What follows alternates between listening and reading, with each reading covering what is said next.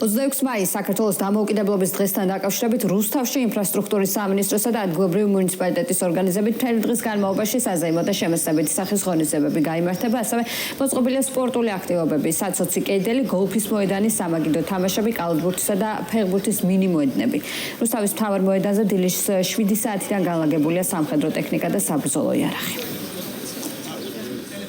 საქართველოს დამოუკიდებლობის დღეს ულოცავ საქართველოს ყველა მოქალაქეს, საქართველოს თავდაცვის ძალებს, დაღუპულ გმირებს და მათ ოჯახის წევრებს.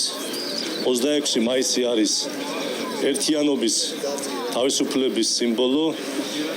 დღეს გამოფენაზე წარმოდგენილი არის ავტოტექნიკა, ჯავშანტექნიკა, სხვადასხვა შეიარაღება, სამედიცინო აღჭურვილობა, საინჟინრო აღჭურვილობა.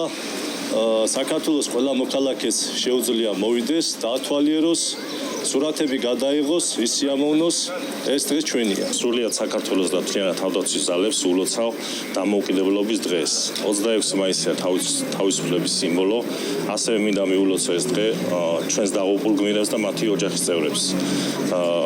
აქ შეკრებილ საზოგადოებას კი უფლება აქვს გაეცნოს თავდაცვის ძალებში არსებულ შეიარაღებასა და ტექნიკას, საინჟინრო და ოპტიკურ ხელსაწყოებს. ისევე როგორც საქართველოს ბევრ სხვა ქალაქში, რუსთავშიც აღინიშნება საქართველოს სახელმწიფოებრიობისათვის ერთ-ერთი ყველაზე მნიშვნელოვანი ეროვნული დღესასწაული, საქართველოს დამოუკიდებლობის დღე. რუსთავში წელს იმართება ეს დღესასწაული მთავარ მოედანზე, თავისუფლების მოედანზე, სადაც წარმოდგენილი არის თავდაცვის სამინისტროს შეიარაღებული ძალების ტექნიკისა და სხვადასხვა სამხედრო აღჭურვილობის გამოფენა. ასევე წარმოდგენილები არიან ადგილობრივი მეწარმეებისა და ადგილობრივი ქორეოგრაფიული ანსამბლების კონცერტები გაიმართება და დღის ბოლოს დღევანდელი დღე დასრულდება შემაჯამებელი გალა კონცერტით.